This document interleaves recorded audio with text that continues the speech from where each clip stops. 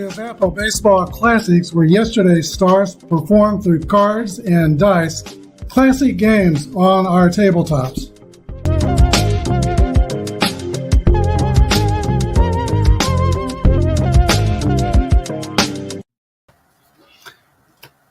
Good morning, everybody. This is Apple Brian and Apple Baseball Classics, bringing to you Game 12 of the King of the Hill tournament. So far, the King of the Hills are the 1914 Miracle Braves, winning yesterday. They can win their second game, and nobody's really been dominating this tournament so far. The 1911 Giants have won 3 games in this tournament, so they're leading the way. But with a good showing today, the Braves could move into second place of this King of the Hill tournament. They're going to host 1915 crosstown rival Boston Red Sox. I said yesterday we were going to play the 1915 Philadelphia Phillies, who are the National League champions, but lost the World Series to Boston in 1915. But I thought a more interesting game would be the 1915 Red Sox with Babe Ruth. The Babe was a pitcher. He was not yet playing in the outfield, but he could hit. 315 average with 4 homers, 103 at-bats. He did have 11 pitch hit appearances in 1915. I'm going to put him in the starting lineup. We're at the 4th pitching spot as far as the starting rotation, so he's not pitching today. He was our 2nd or 3rd best pitcher in 1915.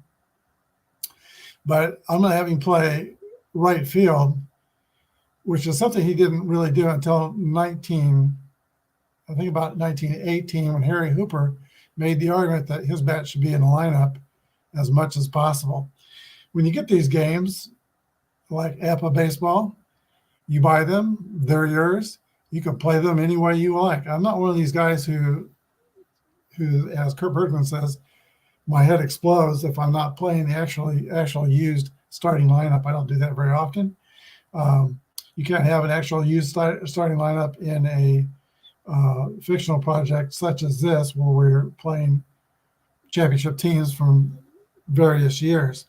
And speaking of starting lineups, here is today's starting lineups. First, for the Boston Red Sox, Jack Berry will lead off, play second base. Duffy Lewis is in left field. Tris Speaker in center field.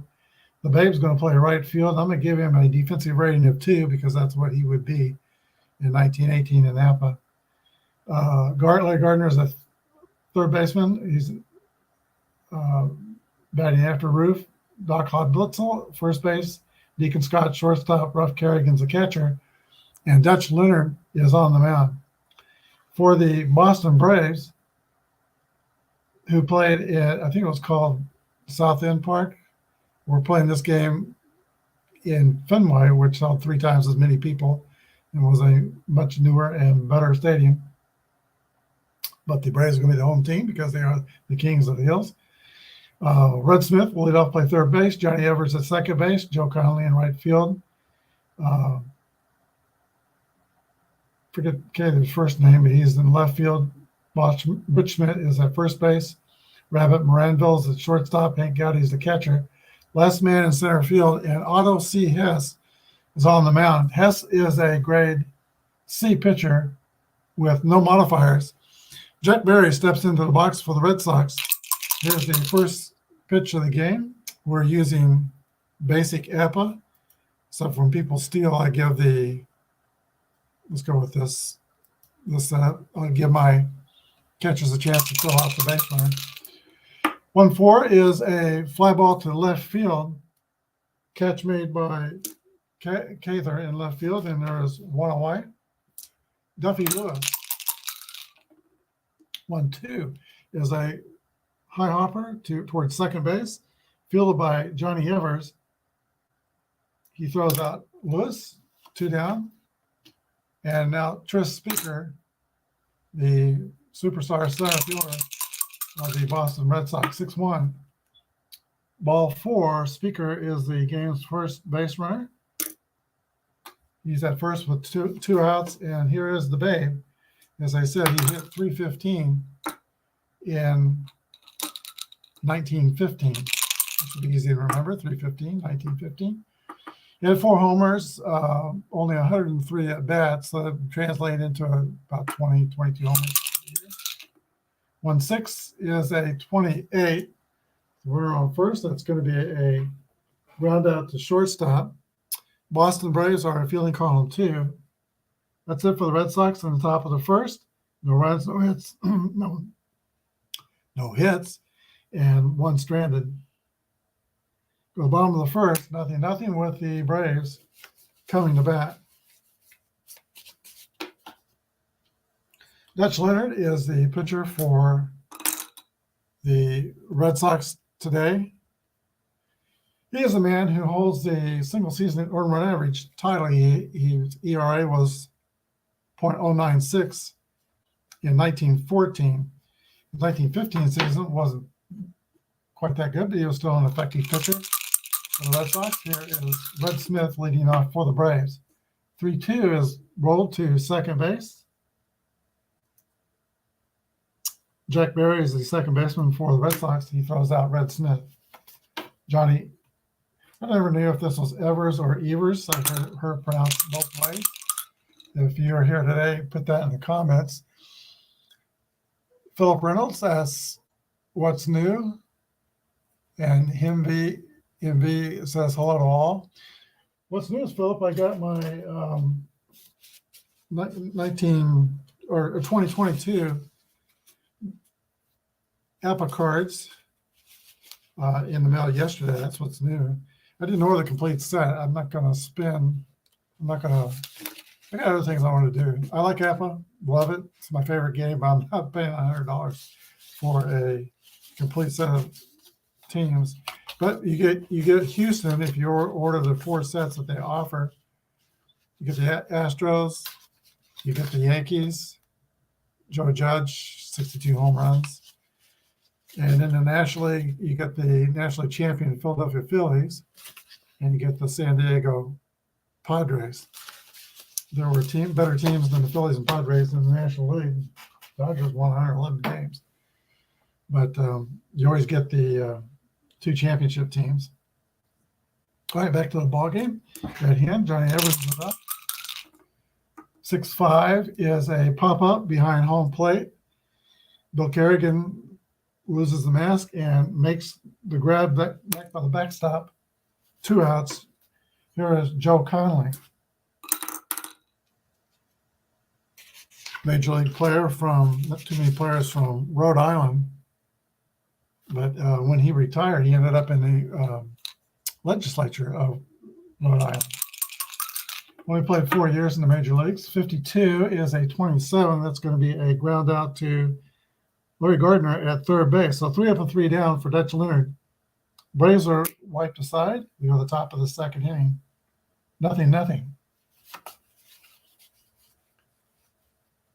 And it looks like Larry Gardner, who made that defensive play to close out the first, will lead off the second for the Red Sox. Larry Gardner was a solid hitter in the dead ball era, who played on both Red Sox championship teams and for the Cleveland Indians, their championship team in 1920. In fact, he led their team in RBIs in 1920.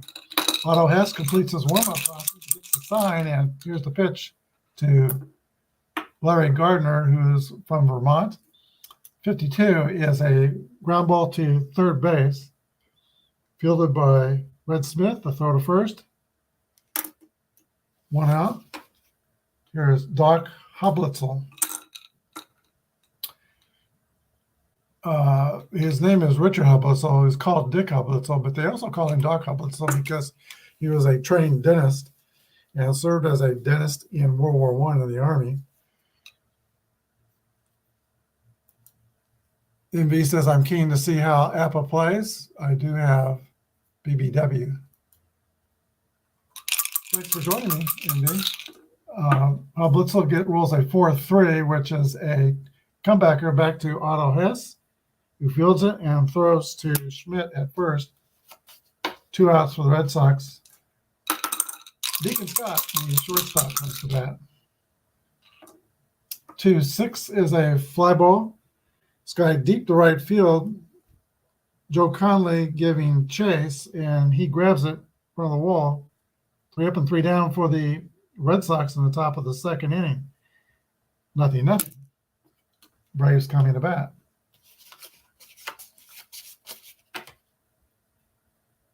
There was a Dutch Leonard who pitched in the 50s. I don't know if they're related. I should have looked that up. But a Dutch Leonard that pitched with the Washington Senators in the 1950s. All right, Ted Cather leads off for the Boston Braves. Left fielder, 5'3", is a 15. The Red Sox totals added up to 40 defensively, so they are column 2. And that is going to be a base hit that left fielder Duffy Lewis can't get to. Leadoff single for Cather. Duffy Lewis out there guarding Duffy's clip. That was a 15-foot incline that led up to the short wall in left field. Ruff Kerrigan, the catcher, comes to that. Was part-time roommate with Babe Ruth. That had to be stressful. 3-5 is a 36. Wild pitch. Gets past Hank Gowdy, rolls to the screen, and Cather goes to second. He's in scoring position. First threat in the game. Pitch to Kerrigan. 4-5 is a base on balls. Yeah, that's correct. Again, I should get the picture up here. Forgot to show him. Leonard is a BY pitcher. He does not have the Z modifier. But now the Braves have first and second. Nobody out, and Dutch Schmidt coming to bat. He is the first baseman. Let's back it up. Cather singled. He rolled a 45, so Schmidt's on first. This is Rabbit Moranville batting. There we go. It's always good to keep score while you're playing because sometimes I get distracted. We got Cather on second, Schmidt at first. Now Moranville's the hitter. 3-2, 26. Both teams are fielding column 2. 26 is rolling, is popped up in the infield. Second baseman Jack Berry is under it and makes the catch. An unproductive first out. Here is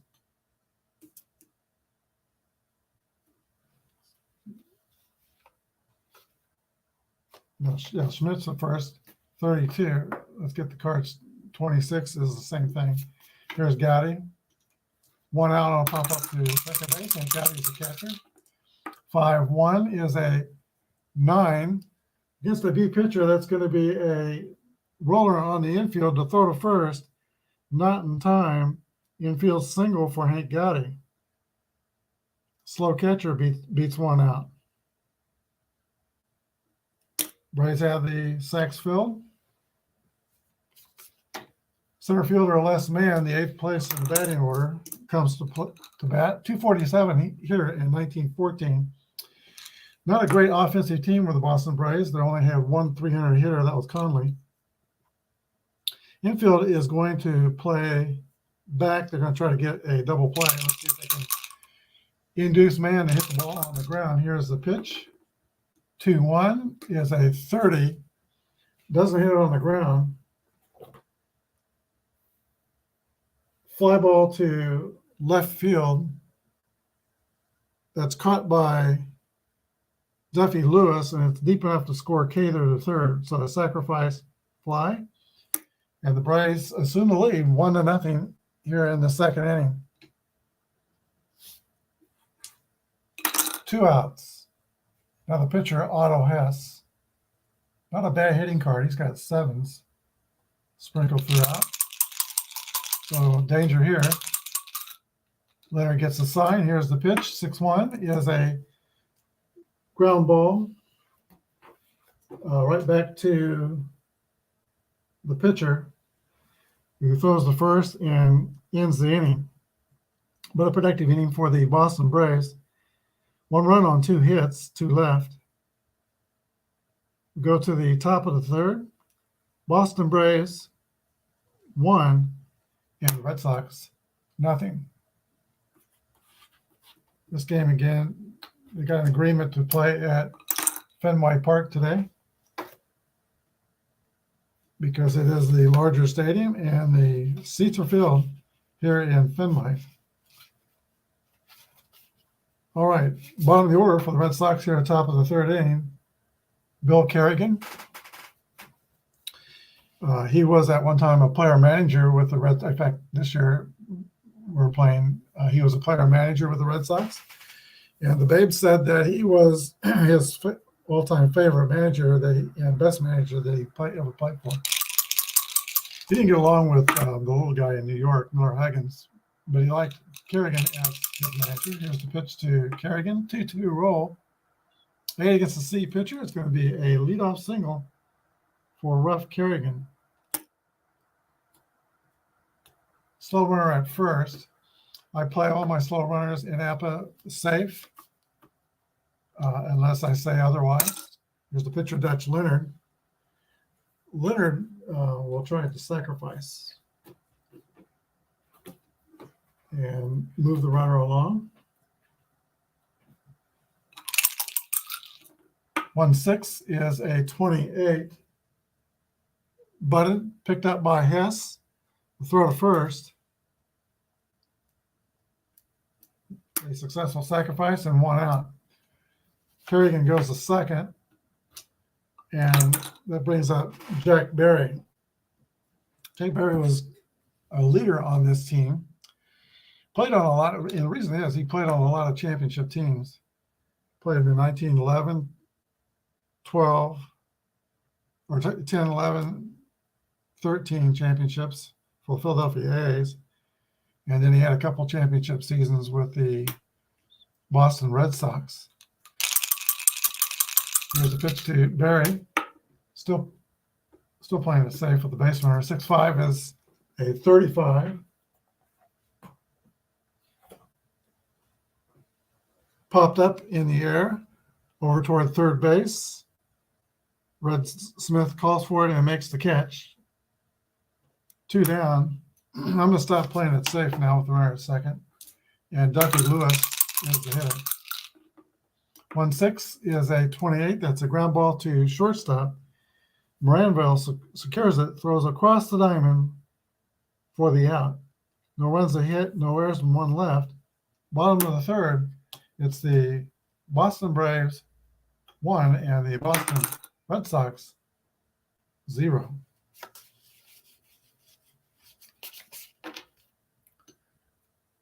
Let's see. Hess made the last out for Braves. We're at top of the order. And Red Smith, who rolled out to second base his first time up. 6-5 is a high pop up on the infield, front of home plate. Catcher Kerrigan's going for it and makes the catch. 1 out.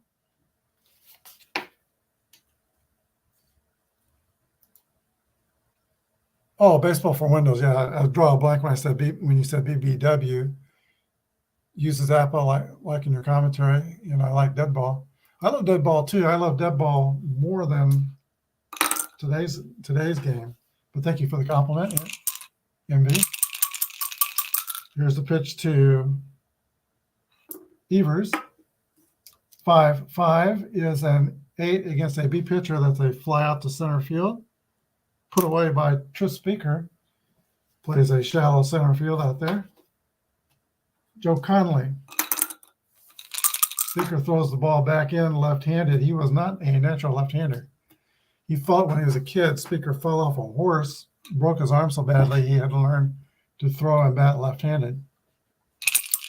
There's a pitch to Joe Conley, the only Braves 300 hitter in their lineup. 1-5 is a base hit for Conley. And the 11 is going to let him attempt to steal second base. I don't make that automatic, and I use the catcher's chart, this catcher's chart, to give the catcher an opportunity to throw out base runners. Gowdy is an 8 catcher, so 11 through 23, he'll throw out the base stealer.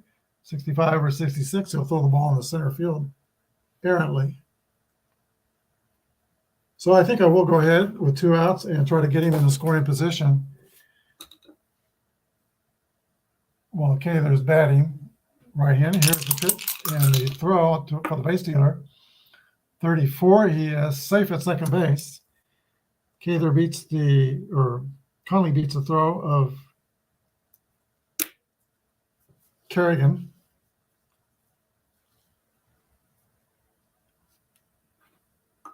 Now he's in scoring position with 2 outs. Okay, there's a 287 hitter followed by 285, about the same for Schmidt. So he's pitching to Taylor. 6-4 is a swing and a miss, strike 3. So that scoring threat goes down with a thud. Cather makes a U-turn back to the dugout, and everybody's going to switch sides. No runs, a hit, no errors. For the top of the 4th, 1-0 Boston Braves.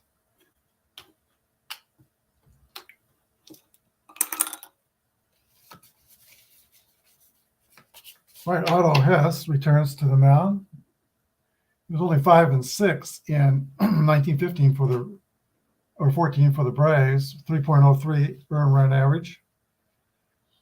And Tris Speaker will lead off for the Red Sox, top of the 4th. 6-3 is a fly ball. Les Mann is coming in and makes the grab, the center fielder for the Braves. Speaker is 0 for 1. He walked his first time up. Here's the Babe. Brings up that big piece of lumber that he uses. He used an exceptionally large bat when he was young. I mean, as heavy as like, I think, 48 ounces. Here's the pitch to the Babe. 4-6. Swing and miss. Strike 3.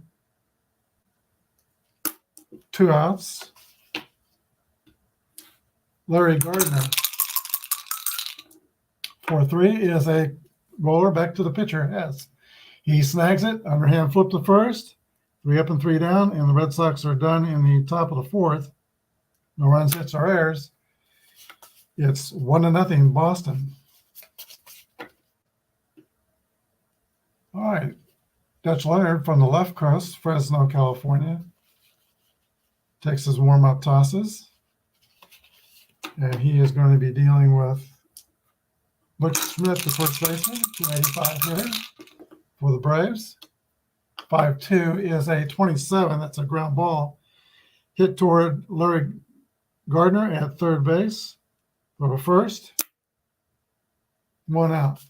Gardner's a better defensive first baseman than the Braves, or third baseman than the Braves third baseman. Red Smith was a little rough over there defensively for the Braves. Here's Moranville.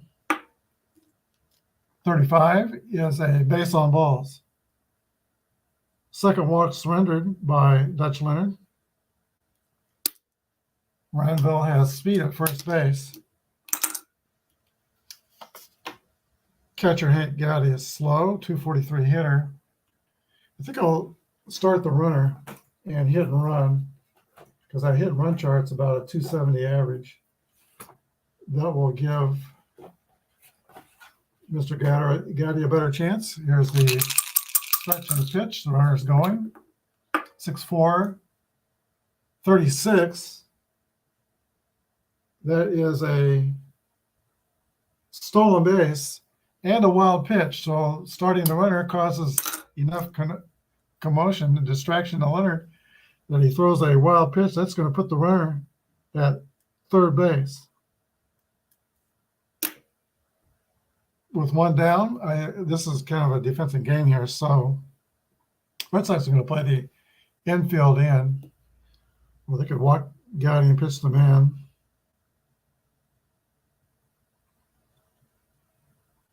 And try to get the double play. That's what they'll do. Intentional pass to Hank Gowdy after the football. Runners on the corners now for Les Mann. 1 down. All right, Les Mann steps into the batter's box. He swings the bat from the right side. Leonard still pitching from the stretch, of course. Here's the pitch to Man. He wants to get something on the ground. 6-5. He doesn't get it on the ground, but it is a 35 play result, which is a foul ball back behind first base, and it's going to get caught by Hablitzel. An unproductive out, still first and third. Now the infield can play normal distance for the pitcher, Otto Hess. Let's see if he can help his cause. Again, there's a few sevens there. In fact, there's 4 sevens on his card. And a 5, which with first and third, that 5 would be a long drive over the wall. So again, danger here. Here's the pitch to Hess. 4-6 is a swing and a miss, strike 3. 3 outs. No runs, no hits, 2 left on the 2 walks. At the top of the 5th inning, it's still Braves 1 and the Red Sox nothing.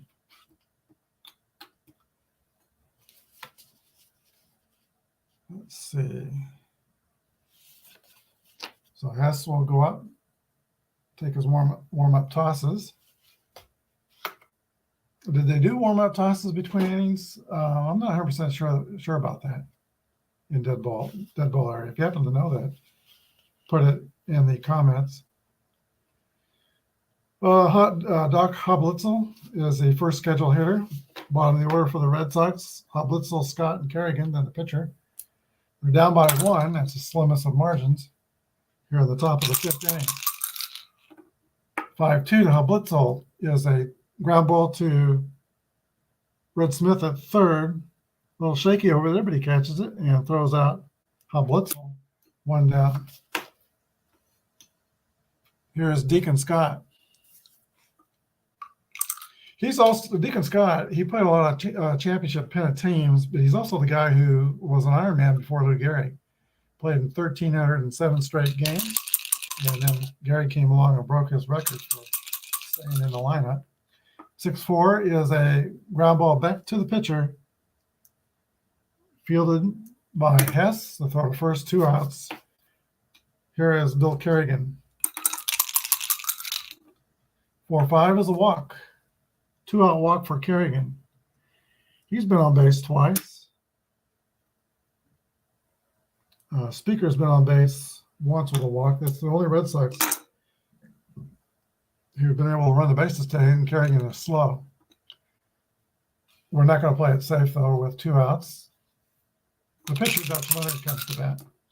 4-4 roll to Leonard. 8. And looks like Leonard is going to get a single. Ball goes to the left center field, falls in front of Mann, who retrieves it and throws it back in. With 2 outs, the runner goes all the way to third. So Red Sox have something going with 2 outs. First and third, runners on the corners.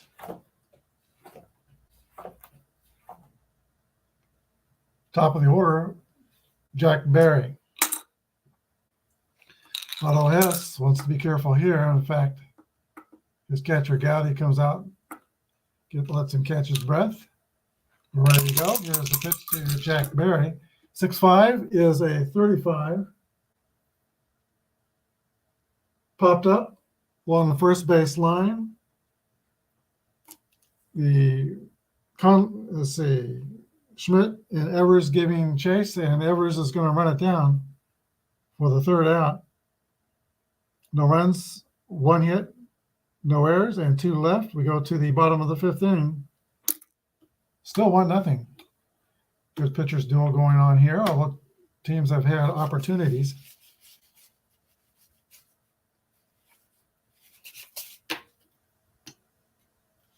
For the bottom of the 5th, top of the order for the Boston Braves.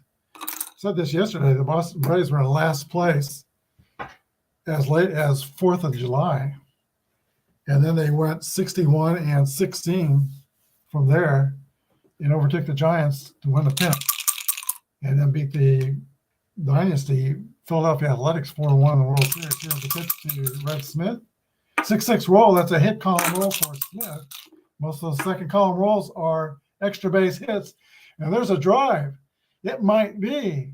It could be. It is over the wall in left field for a home run. You don't get too many dead ball home runs, and some of those are inside the Parkers. That one goes over the wall. And the Boston Braves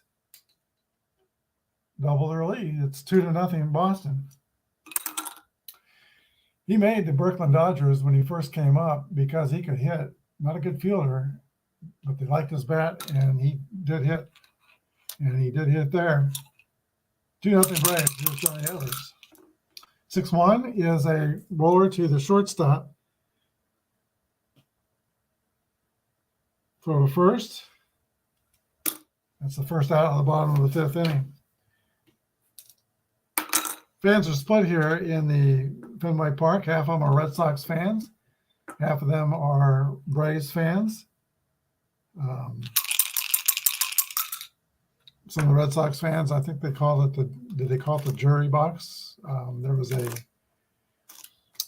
tavern where they all got together and went to sat in the bleachers, I guess, probably in right field. There's Conley. 1-6 is a ground ball to shortstop. Scott fields that one as well and throws out Conley. Here's Cather. Ted Cather. 1-4 is a fly ball to left field. That's Duffy Lewis's territory. He makes the catch. But the Boston Braves double their score on the home run by Red Smith in the top of the fifth. A run on one hit, no errors, nobody left. Boston Braves 2 and the Red Sox nothing. We go to the sixth inning.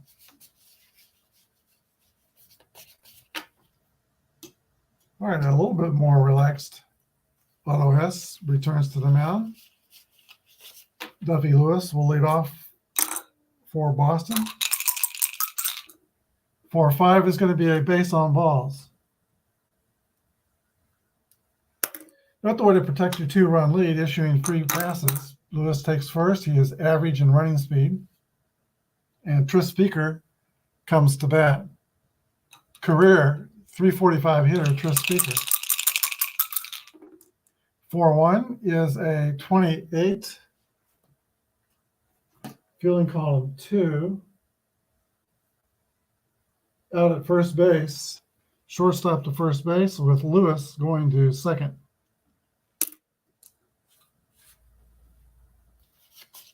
It's all productive out, but you would like to get more from Speaker's bat.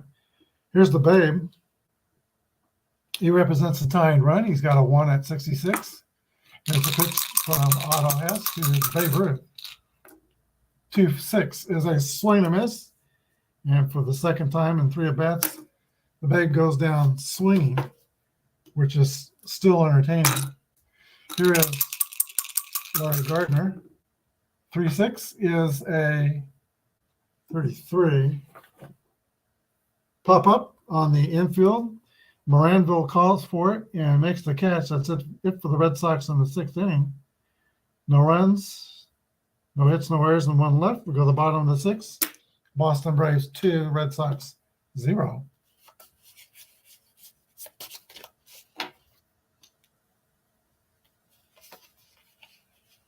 All right, Butch Schmidt will lead off for the Braves in the last of the sixth inning. 5-2 is a ground ball to third base, picked up by Gardner. The throw to first. Both the outs that Schmitz made today have been rollouts to third base. 1 down, here's Rabbit Moranville. 3-4 is a fly ball to center field. 2 down. Hank Gotti. I got up this morning and watched a Red Sox fan break open his new 1976 Stratomatic cards. He said he ordered 76 season, and 1940s diamond gems, maybe 50s also. So it's always fun this time of year when you see people get their new sets from the card companies. That was a good game, by the way. I won't spoil it for you, but you might go to Al Red Sox Fans channel and watch his ball game. Here is after this game. This is a good game here. Here's pitch to Hank Gowdy with 2 outs in the bottom of the 6th inning. 4-1 is a roller to Everett Scott at second base or shortstop, throws to first. 3 up and 3 down for Dutch Leonard in the 6th inning. Let's go to the 7th. Still 2-0 Braves.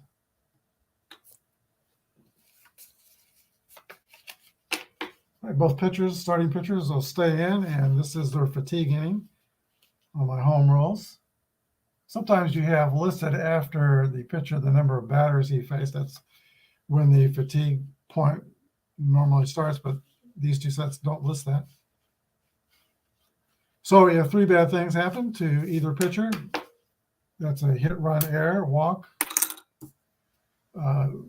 His grade level will reduce by 1. Hits will go to a D pitcher, and the Boston pitcher will go to a C pitcher if that happens. Dick Hoplitzel steps into the box to start off the 7th inning. Sox down by 2. Ground ball to second base. Evers goes to one knee, makes the sure catch, and throws to first. 1 down. Everett Scott. 2-4 is a fly ball to center field. Man coming in for it. Picks it out of the sky. There's 2 outs. Now Ruff Kerrigan. 6-3 is a fly ball to center field as well. Another quiet inning for Otto Hess, retiring the Red Sox. He's only given up 3 hits in this game. 3 up and 3 down. No runs, hits, or errors. We go to the last of the 7th. 7th inning stretch time. Braves 2, Red Sox nothing. Let's see. Yeah, Leonard is up pitching, and Les Mann, who made those 2 glove plays in center field just now, will come to bat to lead off the last of the 7th. The team up by 2 runs. 1-2 is a ground ball to second base. Jack Berry catches it, throws to Hublitzel at first. 1 down.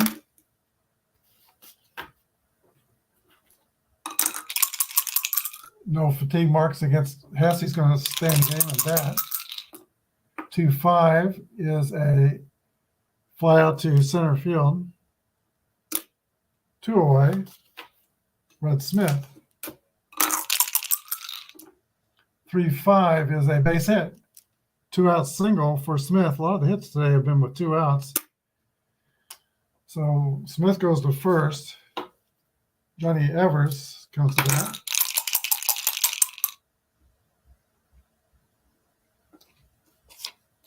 Let's see. This man was the NL MVP in 1914. Didn't have gaudy statistics, 279 hitter, but was a great leader, a very good defensive player for the Braves. 3-2 is a 26. And that's going to be a ground out to second base, who goes the short way to throw out Smith at second. 4-6. 3 outs, no runs, a hit, no errors. We go to the 8th inning. 2-0 Braves. Got a feeling that this score may not hold up. I know pitchers are in control here, but just a hunch. Otto S returns to the mound. He's as fresh as a daisy. No fatigue marks against him. And Dutch Leonard, who has only 1 fatigue mark against him, he's going to stay in the game. And not going to stay in the game. Boston Red Sox need to get some offense going, so Leonard will close out his day after 7 innings.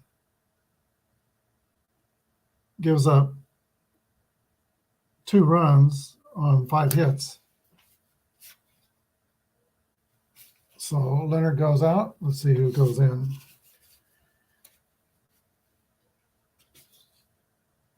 Carl Mays will warm up in the bullpen, and Sweet Henriksen will pitch hit.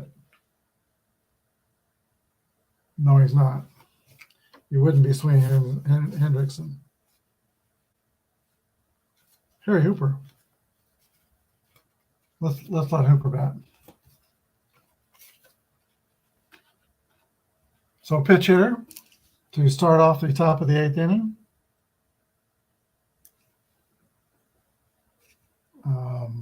And then the new pitcher, when they go back out on defense, will be Carl Mays. All right, here's the pitch to Harry Hooper, who normally plays right field for the Red Sox. 1-1 roll. That's a hit column roll for Hooper. And they're going to get their base runner. 21 is a leadoff double for Harry Hooper. They'll get the tying run to the plate. So Hooper delivers. And now to the top of the batting order we go. Hooper is a fast runner at second base. Jack Berry.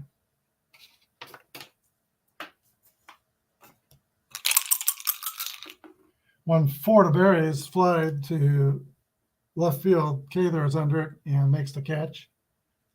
Let's see if the runner advances. Does not. Holds.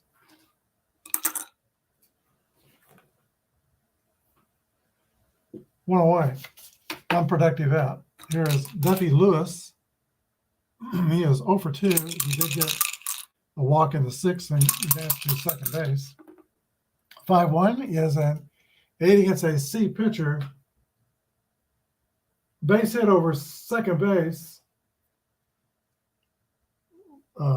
Hooper will round third, and he will score the Red Sox first run. 2-1 Braves. That gets Speaker up. He's a tying run.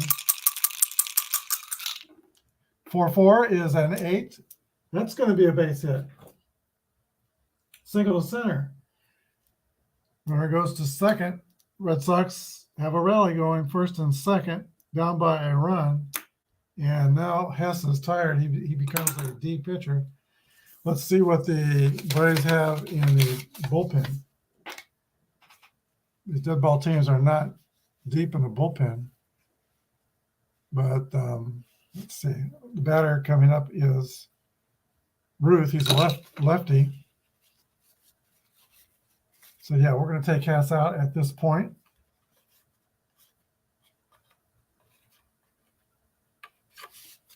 So he doesn't go much farther than his counterpart, 7 in the 3rd innings, and gives up at least 1, but he's responsible to the 2 guys that are on base.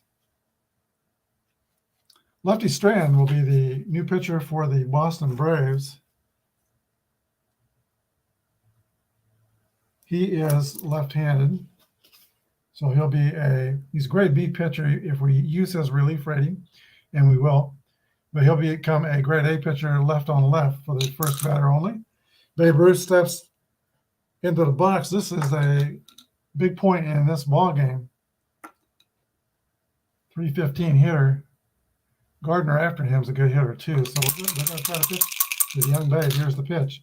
6-5 is popped up on the infield behind third base. It's caught by the shortstop, Moranville. Ruth is retired, 2 outs. Still 2-1 Braves. Here is Larry Gardner. 0 for 3 today, but a good hitter. Let's see, Gardner.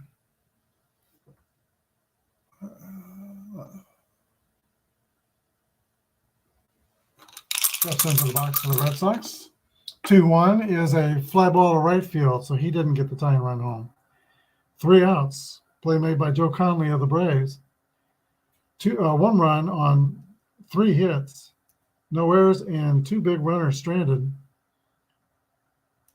We go to the bottom of the 8th. Boston Braves 2 and the Boston Red Sox 1. Good ball game going here today. Submariner Carl Mays will come in and pitch for the Red Sox.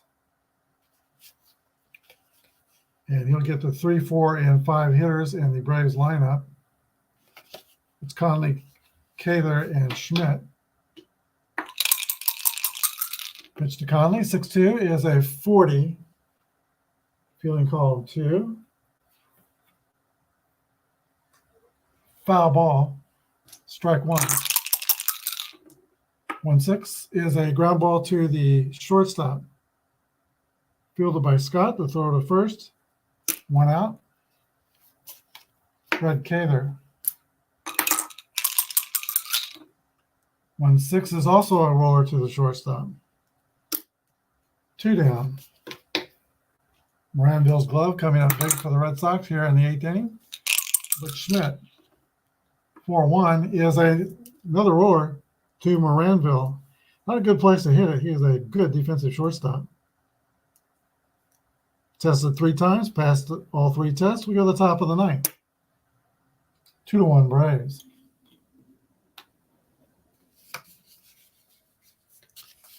All right, for relievers, using their relief rating, the second inning of work is their fatigue point. So if 3 bad things happen to Strand, his grade will go down by 1. He's got the bottom of the Red Sox order. That's Hablitzel, Scott, and Kerrigan.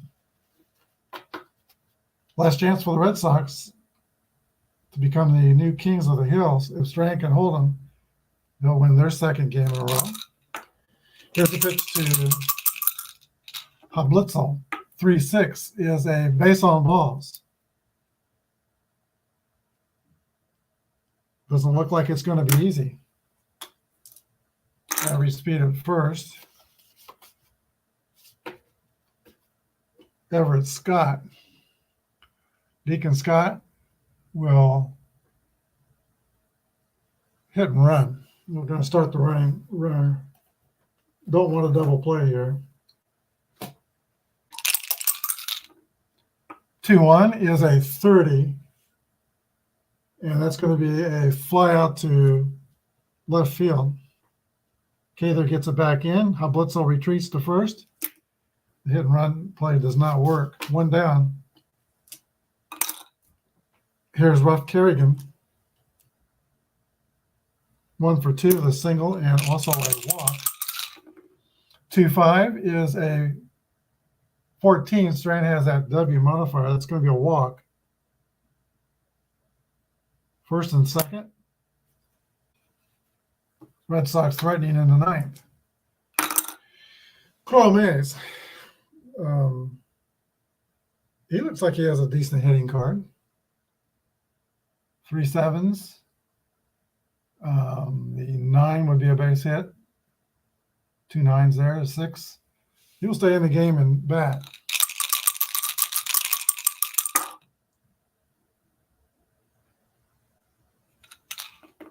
One roll. 7. That's going to be a hit. See, first and second. 7 against a B pitcher is a single to left field. 1 runner scores, the other goes to third. Red Sox tied up in the top of the 9th. 2-2. Boy, that ninth spot has been productive for the Red Sox today. Look at this. They've got a sacrifice bunt, a single, a double, and a single as the 9th spot in the order. So Carl Mays gets his jacket at first base. Jack Berry comes to bat. Strand is now a C pitcher, as he's had 3 bad things happen to him. 3-1 is a 14. Another walk. Sacks are full. Only 1 out. Timeout. Red Sox are going to, or the Braves are going to think about this here. Let's see. Barry's at first. The new batter is Duffy Lewis.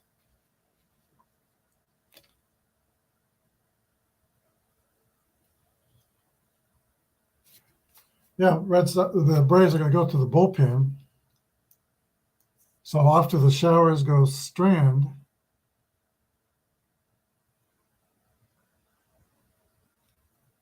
He pitches just 1/3 of an inning.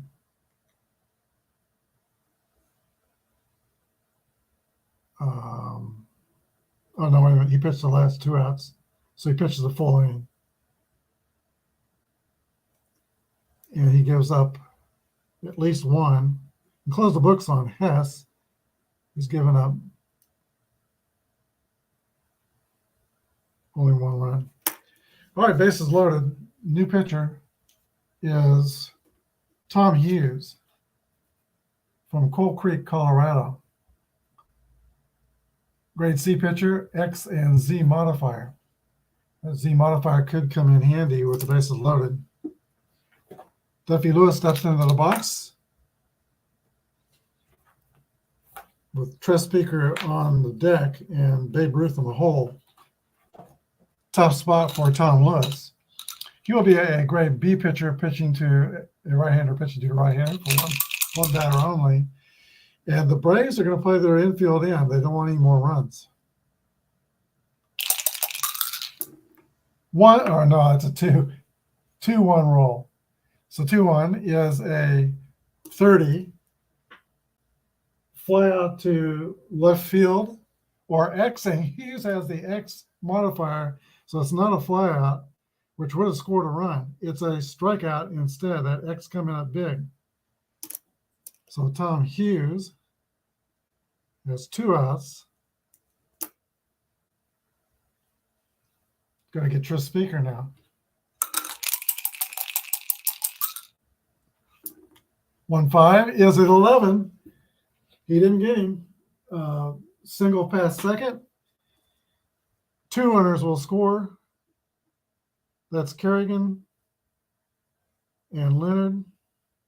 And Barry goes to third. 2 RBIs for Speaker. And the Red Sox take a 4-2 lead. What a rally here in the 9th inning. Those runs are charged to Strand. And that closes the book on Strand.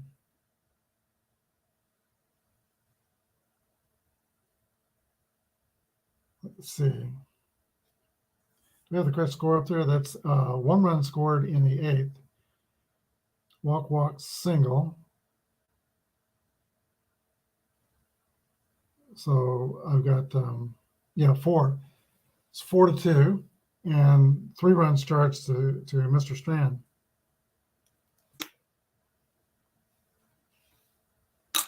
Babe Ruth. Hughes cannot take a breath here. He was a pitch to Babe. 1-6 is a ground out to shortstop.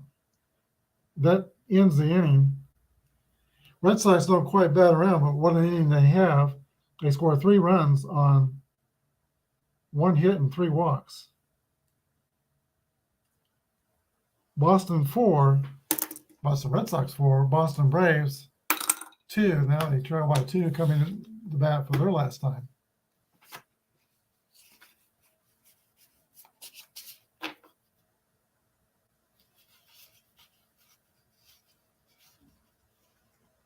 All right, we're going to make a change for the Red Sox here in the bottom of the 9th inning. And change pitchers. Rabbit Moranville's due out first.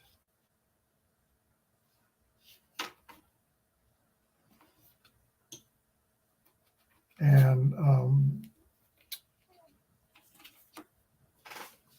a new outfielder is going to go out to play outfield for the Red Sox in right field. That's going to be Swede Hendrickson. He will hit in the pitcher spot.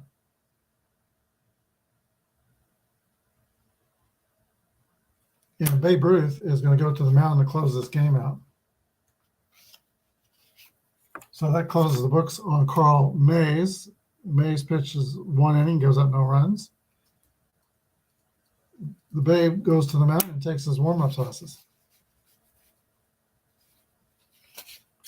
He is a grade B pitcher with no modifiers.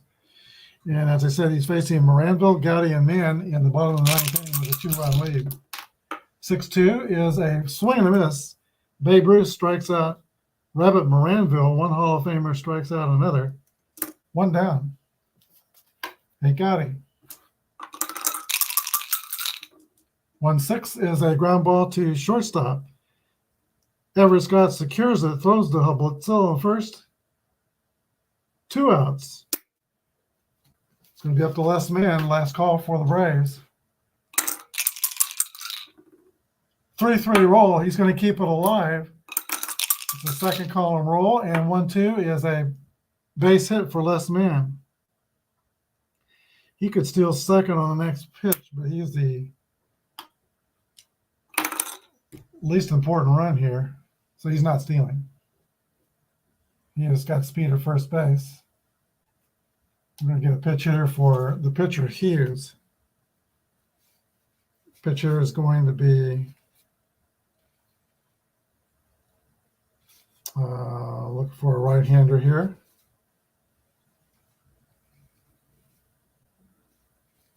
Josh DeVore.